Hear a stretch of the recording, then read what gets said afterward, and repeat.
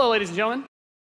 I'm Nathanius, professional shoutcaster, here alongside Redwood Studios General Manager Michael Martinez. How you doing today? I'm super excited to be here. Yeah, we're going to do this presentation a little bit differently and give you your first look at a brand new mobile game in a live, winner-take-all, head-to-head match. Michael, why don't you tell us the rules? Sure thing. The objective is straightforward. Destroy the opponent's base to win. Unit control, super simple. Just tap the destination, unit automatically moves there. The most efficient way to destroy the opponent's base is with this giant nuclear missile in the center of the map. Control the missile by standing on a majority of the control points. A bar fills up while the missile is possessed. Whoever controls the missile when the bar fills up will fire the missile. It takes 2 missiles to destroy the enemy's base and win. That's it. Sounds great, Michael. Well, enough talking about it. Let's get to this match. Absolutely. All right, ladies and gentlemen, we have an awesome matchup lined up for you here today. Fighting for the blue side of the room. If you could please give a cheer for one of the most formidable RTS players there is. Make some noise for InControl. Yes.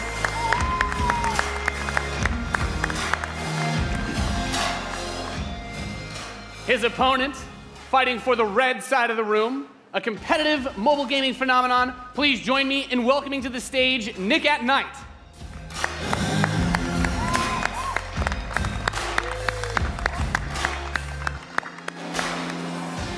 Now, Mike, it's going to be a real clash of these gaming styles and the competitive backgrounds that these players have. It should be a great match. It really is. I can't wait.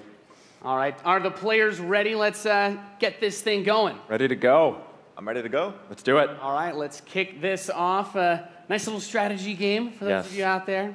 It's a good genre. I'm very excited for this. The players are loading in, and we are ready to kick the match. Here we go. This off.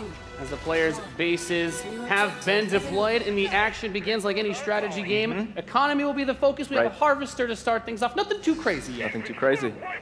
Now the infantry is going to come out to hold that top point. Both players, of course, trying to take that position. Nick at Night being able to reach it a little bit first. In a strategy game, that flank position that InControl is going for on the top side, also very important as Nick at Night's forces have to circle around the center. Right, let's see if he's able to create a 2-on-1. Is he able to get there? Looks like he's getting there.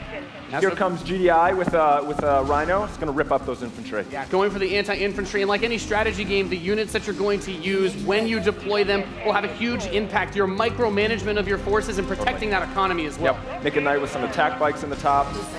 There he is. And InControl placing the turret on the top right side to help cover that Rhino as attack bikes move towards the northwest position. We can see that the missile is beginning to ready and firing that. That takes out half your base. The most important objective on the map is to hold those control zones. Right, and InControl making a lot of progress to that far right side of the match. Yeah, he's done a great job of holding that down with the turret, and now he's redeploying his vehicles to the south side, bringing out more infantry to deal with the attack bikes. And as that economy ramps up, of course, we're seeing bigger and more powerful units come out. We have there the drill pod coming in the left side to help flank putting those some flamethrowers. Right, absolutely. Again, those are going to tear through those infantry. Yeah, and InControl brings out his first tank. That's going to be used to try and help push back these smaller forces as he makes his way to the south side. That missile passing halfway now. Both two zones in control of Nick at Night. He will have the missiles. We see it starts to point towards InControl's base. Let's see if InControl can get around to that top corner, able to halt that missile. He does contest the missile, putting it into the yellow position.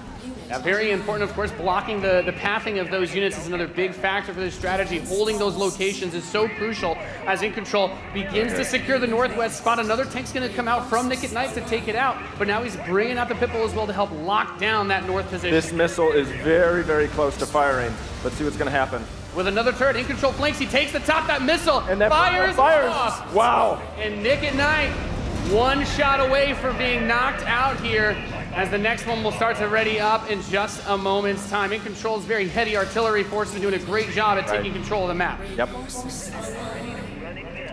And we can see as more of Nick at Night's forces move up towards that north position, those harvesters, of course, very crucial, very important to protect those as your economy allows you to get these big late game units. The units are going to come out a bit more slowly as you get more of them on the field. But InControl is just spreading his forces out, trying to hold this advantage that he's had so far. Nick at Night is trying to get in there, but there's a great turret placement from InControl, blocking and just ripping through again those infantry. And we see InControl now moving his tank towards this. Another drill pod we're seeing with some flame tanks. Yeah, bring in the flank. Of course, those flame guys do amazing damage to the infantry, help to clean that out. Meanwhile, 2 more tanks coming out from Nick at Night to try and secure those positions. He brings up the laser infantry on the south side as well to deal with that tank. Going for counters, trying to scout out and see what your opponent is doing and make the proper response is so important in strategy. Absolutely. Nick at Night cruising around, thinking about harassing those harvesters, coming around the far side for those rhinos. Looks like he's really pressing it. And we see that missile is starting to get close to firing with 3 zones in control for Nick and Knight, looking to set things back the other way. In control, trying to rally his forces around. He doesn't want to engage with just 1 or 2 units. He wants to move all of them together, create a good flank position, and take over that south. And we're seeing the first mech unit from In Control. This is the Wolverine. Gonna rip, and this little watch out for this missile.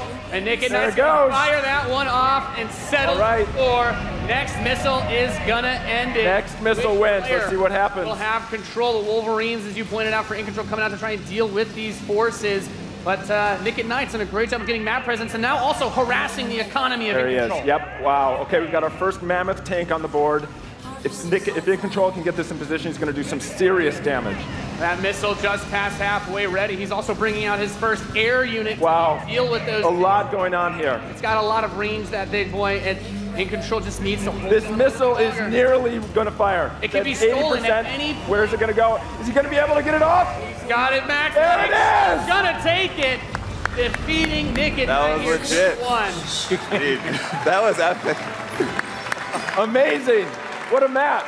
Thank you so much. That was awesome. Any thoughts, guys? I just came to make mammoth tanks, so I've done my job. Yeah. Absolutely. That was awesome. We saw a little bit of everything right there. Perfect. Yeah. Let's hear it for Nathanius, Nick at Night, and In Control. Ladies and gentlemen, what you just saw was the worldwide reveal of Command & Conquer Rivals.